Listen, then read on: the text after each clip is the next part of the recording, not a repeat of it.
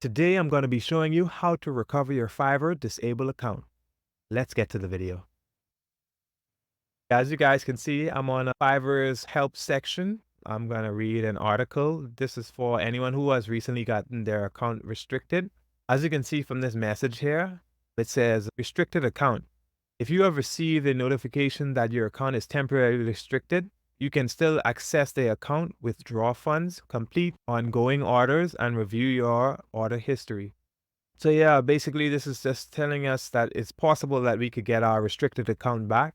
It's not for anyone who has gotten their account permanently restricted.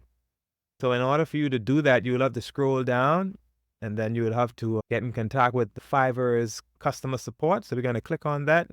You're going to log in. And once you log in, you're going to have to be as detailed as possible. So basically, you're going to go ahead and contact them, and then you're going to be as detailed as possible on letting them know that you think that it's an error and that they should review your account on getting your account unrestricted. But yeah, just explain to them in deep detail on why you should get your account back and that it was a misunderstanding, asking them to review your account over again. But yeah, I hope this video would help someone out there on getting their account back. Just follow these steps, send them a message, be as detailed as possible, explaining everything. Once again, thank you guys so much for watching this video, and I'll see you guys in the next video.